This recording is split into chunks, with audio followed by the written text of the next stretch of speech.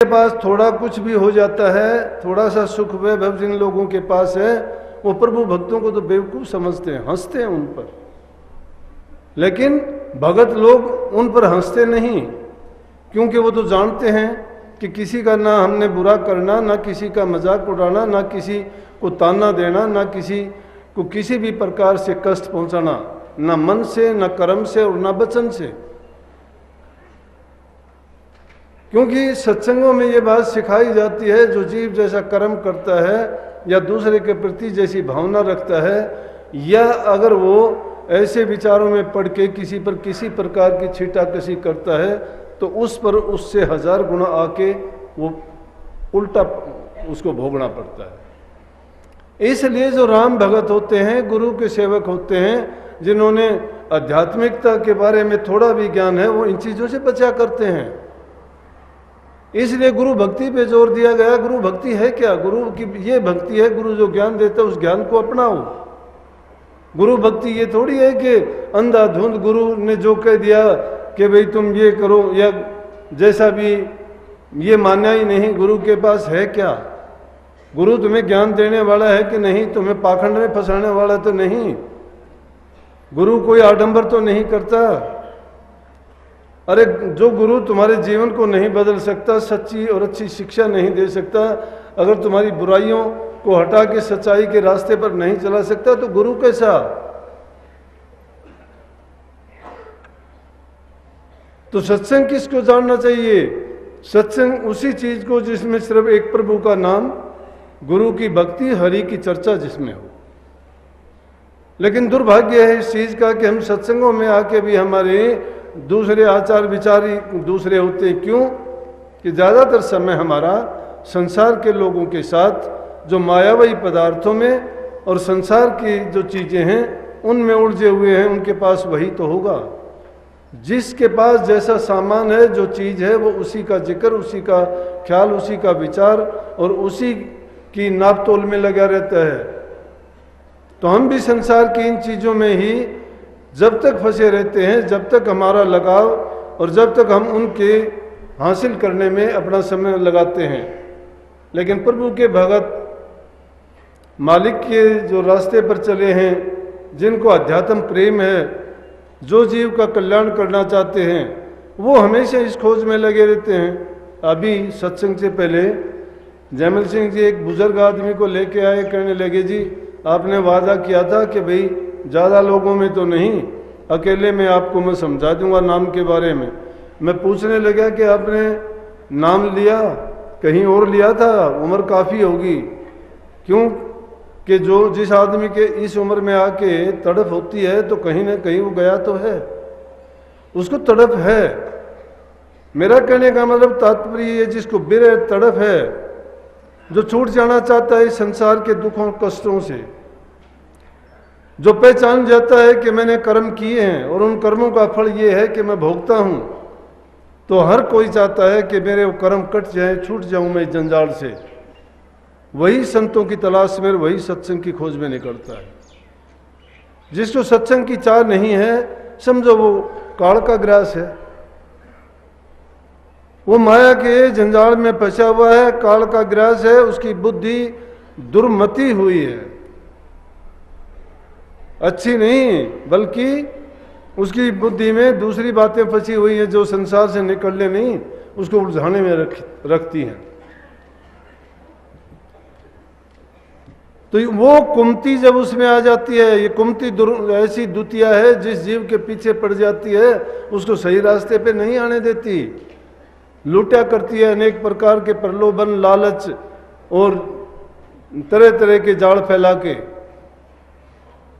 तो सत्संग एक ऐसी चीज है जो हमारे पर भूल पड़ती है, चूक हमारे से होती है, तो हमें फिर याद दिलाती है, हम रास्ते से भटकते नहीं हैं। लेकिन जो माया के लोग भी हैं, जिन लोगों को सत्संग से सरोकार नहीं, जो सिर्फ अपने स्वार्थ पूर्ति के लिए सत्संग, गुरु या लोगों से जुड़ते हैं, जिनका मकसद ही दूसरा होता है कि मेरे फलाना आदमी सत्संग में आता है, उससे मुलाकात हो जाएगी, मेरा ये काम निकल जाएगा, मेरा ये हो जाएगा, मेरा वो हो जाएगा। अगर उसका काम नहीं करता है तो तब तक उसके लिए सत्संग में आता है तो सत्संग उसके लिए सत्संग नहीं है। इसीलिए ये बात कही कि सत्संग की सार कोई कोई जाने।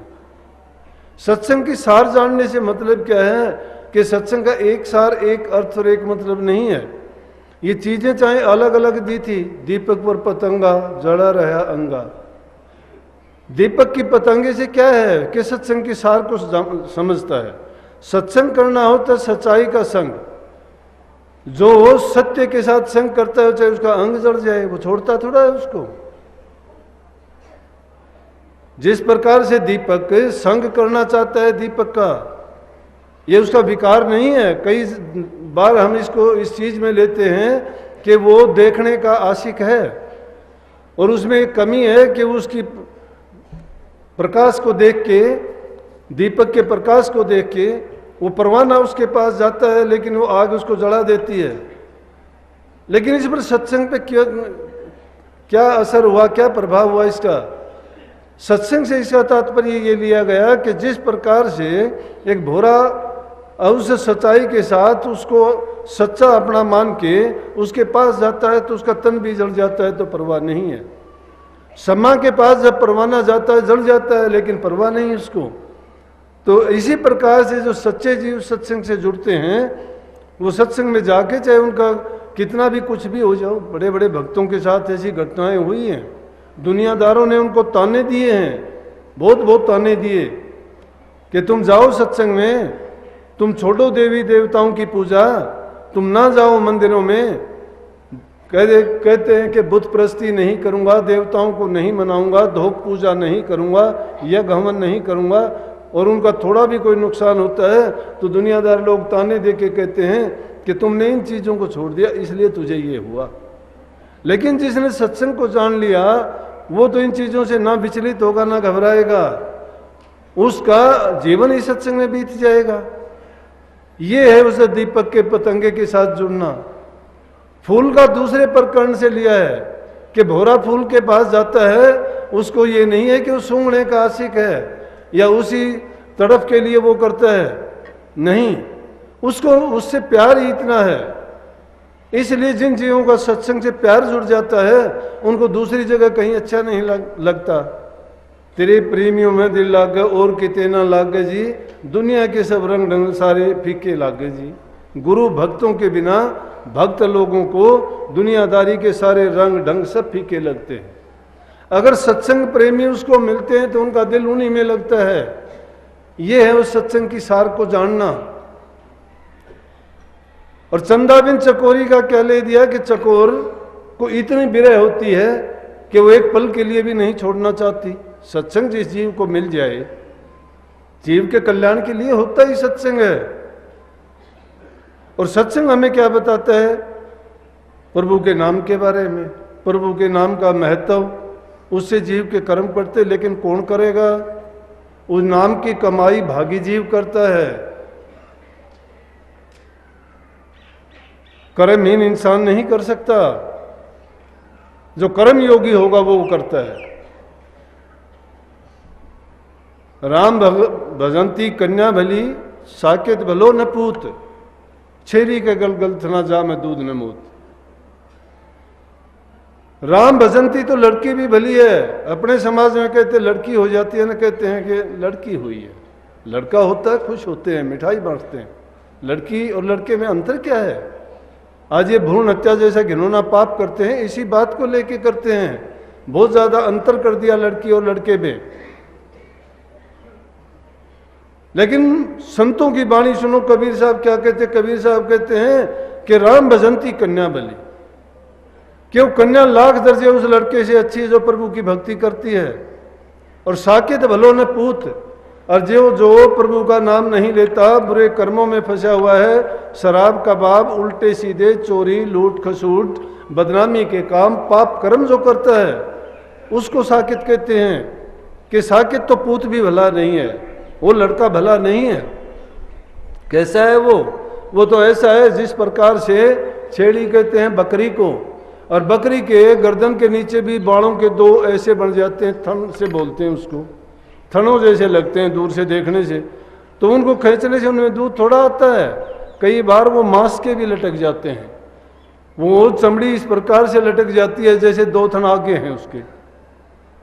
तो क्या कहा कि वो इस प्रकार के, चाहे वो लड़के भी हैं चाहे वो पूत हैं, लेकिन वो कैसे लगते हैं जिस प्रकार से बकरी के गले में वो थन है, ना तो उनमें पानी आता है और ना ही उनमें दूध आता है। उस लड़के का क्या होने से फायदा, उनसे तो अच्छी वो लड़कियां हैं जो प्रभु की भक्ति करती हैं। आगे भी कही है कि प्रभु की भक्ति करने वालों का तो हर प्रकार से मान सम्मान इज्जत उनको जरूरत नहीं होती, अपने आप होता है। क्यों होता है कि जो नाम इतना पवित्र है, जो सब पापों का नाश करता है, सब दुखों से बचाता है, जन्म मरण से छुटवाता है, उसमें सारे गुण हैं। लेकिन उस गुण को जानने वाला नहीं, उसकी कीमत कैसे समझेगा। अनजान आदमी के सामने 9 करोड़ का लाल भी डाल दिया जाए, उसको पता ही नहीं है, वो तो मणके में और लाल, उसमें लाल में कोई अंतर नहीं जानेगा।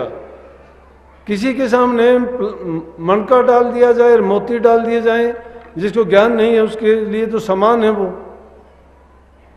इसी प्रकार से जो उस नाम के महत्व को समझ जाता है, नाम को जानता है, उसके लिए नाम हर प्रकार से हर हाल में जीव के कल्याणकारी, गुणकारी, लाभकारी है, और जीव को किसी चीज की जरूरत भी नहीं है।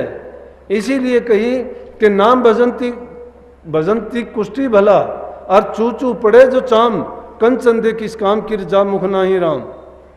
उन लोगों से तो कुष्ठी भी अच्छे हैं जिनके शरीर में कुष्ठ रोग है, और उस कुष्ठ से चू चू के अगर गंदगी निकलती है, रेशा निकलता है, पीक निकलता है, तो उनमें क्या होता है कि कोई भी आदमी उसकी तरफ देखना तक पसंद नहीं करता। लेकिन वो कुष्ठी भी भला है उन लोगों से जो प्रभु की भक्ति नहीं करते और नाम की कमाई नहीं करते। नाम वो चीज है जो इस जीव को जरूरत है इस संसार के दुखों से। ये लोग चाहे कितने भी हताश हो, कितने भी दुखी हो, कितने भी उनको कष्ट हो, चाहे कोई शरीर से दुखी है, कोई मन से दुखी है, और चाहे कोई आत्मा से दुखी है, और ये तीनों प्रकार के ताप मिटाने के लिए सिर्फ संतों का सत्संग ही एक ऐसी दवा, दारू और ऐसा एक रास्ता है जिस पर ये जीव चल के अपना कल्याण करा सकता है। बड़े खुशी की बात है, देखते हैं धीरे धीरे करके हमारे लोगों में अब विरह भी है, प्यार भी है, तड़प भी है, भक्ति की तरफ रुझान भी है। चाहे ये कलयुग है, लेकिन कलयुग में भी हम देखते हैं कि कितनी बुराइयां जीवों ने छोड़ दी है। देखते देखते हुक्का बीड़ी का त्याग सबने कर दिया, शराब कबाब का सबसे नेम करवाया जाता है। आज देखते हैं इतने लोग अगर इतनी बुराइयों से बच जाते हैं, तो वो अगर एक एक दो दो आदमी को भी इस रास्ते पे चलाएंगे तो हमारे समाज में कितना अच्छा संदेश जाएगा, और एक अच्छे और बढ़िया समाज का निर्माण होगा जिसमें बुराइयां नहीं पनपेंगी, संस्कार अच्छे बनेंगे। ये संस्कार बिगड़ते बिगड़ते क्यों बिगड़े? क्योंकि हमारा ध्यान ही नहीं रहा उनकी तरफ। और मैं तो कहता हूं कि ये हजूर महाराज जी की कृपा थी कि क्या सत्य पुरुष से ड्यूटी लेके आए थे कि इन भोले जीवों को कोई संभालने वाला नहीं था। क्योंकि ना यहाँ इतना शिक्षा का प्रसार था, ना ही लोग इतने बुद्धिमान थे। अपना साधारण लोग होने के कारण इनको भक्ति की तरफ कोई रुझान नहीं था, न सत्संग को जानते थे, न सेवा को समझते थे, और न नाम को समझते थे कि नाम है क्या। तो नाम का क्या था? वो बुजुर्ग कहने लगे नाम मैंने 2-3 से लिए, मैं फिर क्या हुआ? बोला किसी ने तो कुछ बताया, उससे कुछ होया नहीं। कोई नाम बताने वाला था, वो खुद ही जेल में जा पड़ा, तो हमें क्या बचाएगा। नाम तो इंसान को काल की जेल से छुटाता है। मैं कहने लगा, समझाने लगा कि देखो नाम तो इंसान के विश्वास में है। अगर सच्चाई के साथ तुम गुरु के दिए हुए नाम को अगर सच्चाई के साथ उसको सुमन करोगे, उसका चिंतन करोगे, उसका मनन करोगे, हर समय उसको याद रखोगे, तो मन के विकार धीरे धीरे करके निकल जाएंगे और साफ हो जाओगे अंतर से। जब तक इंसान अंदर से साफ नहीं होता है तुम तब तक लाख कोशिश करो, नाम का सुमन करते हो, भजन करते हो, तुम्हें कुछ समझ नहीं आएगा। गीत गाते हो कि इतने बरस हो गए नाम लिए हुए आपको, आप कहते हो कि हम नाम का अभ्यास भी करते हैं, सुमन भी करते हैं, लेकिन ध्यान नहीं लगता, हमें ना प्रकाश दिखाई देता है और ना ही हमें शब्द सुनाई देता है। आप तो सुनी सुनाई बातों को दोबारा से पुनरावृत्ति करना चाहते हो। जो बातें तुम्हें बार दी गई हैं उन बातों को सोचते हो कि वो तुम्हें कोई हाथ पे रख के दे देगा। वो चीज ऐसी नहीं है। सूरज शब्द का योग कैसा है कि अनुभव करने के लिए है। जब तक अनुभव उनका अनुभव होगा, अगर तुम इस ख्याल को लेके करोगे तो ख्याली भक्ति हो जाएगी, वो तो कभी भी सुन सकते हो। 5 क्यों हजारों धुन सुन लोगे। प्रकाश 1 सेकंड में दिखाई देगा, दूसरी ज्यादा देर लगाने की जरूरत ही नहीं है। दोनों उंगली अपनी आंखों पर लगा के थोड़ा जोर दो, 1000 प्रकार का प्रकाश दिखाई दे देगा आपको, 1 सेकंड भी नहीं लगेगी। लेकिन वो प्रकाश क्या है? अनुभव नहीं है, वो ज्ञान नहीं है। उसने तुम्हारे पापों का विनाश नहीं किया है। इसीलिए नाम का सुमन बताया है कि नाम का सुमन जो जो करते चले जाओगे, अंदर से तुम्हारी सफाई होती चली जाएगी। युग युगांतर से किए हुए खोटे मंदे कर्मों का जो उन पर पर्दा है वो धीरे धीरे करके हट जाएगा, धुल जा, और अंदर से साफ जब हो जाओगे, वो गंदगी बाहर आ जाएगी। वो बुरे कर्म और बुरे जो विचार हैं हमारे, वो उस जगह को खाली कर देंगे। वो जब खाली हो जाएंगे तो जो नाम का प्रभाव है वो उस पर काबू कर लेगा और फिर वहां बुराइयों को पनपने नहीं देगा। सत्संग में जब बार बार जाते जाओगे, उनसे नए नए गुण तुम्हारे अंदर में आते चले जाएंगे। इसीलिए बार बार जिक्र किया करो, फिक्र करने की जरूरत नहीं। मौत से डरते डरते कब तक डरोगे? जो डरने वाली चीज है उसको तो हम भुला के बैठ जाते हैं। हमारे आंख बंद कर लेने से, हमारे ना सोच लेने से वो मौत कहीं जाएगी नहीं, जरूर आएगी। वो जिस दिन से पैदा हुए थे उसी दिन से निश्चित हो गया था कि जो बढ़ता है वो बिगड़ता है, जो पैदा होता है वो खत्म भी होगा। लेकिन जब तक जिंदा हो, नेकी करने के रास्ते पर चलो, भलाई के काम करो, परोपकार करो। ये धर्म के रास्ते हैं। जो इंसान परोपकार नहीं करता है, दूसरे की सेवा नहीं करता है, बूढ़े बुजुर्ग से अच्छा व्यवहार नहीं करता है और दूसरे लोगों के साथ मित्रवता और आत्मीयता का व्यवहार नहीं करता, वो कभी भी नाम का कमाई नहीं कर सकता, नाम का जपने वाला नहीं हो सकता। सच्चे दिल से अगर तुम नाम की कमाई करना चाहते हो तो अनुभव करो अंदर में जाके।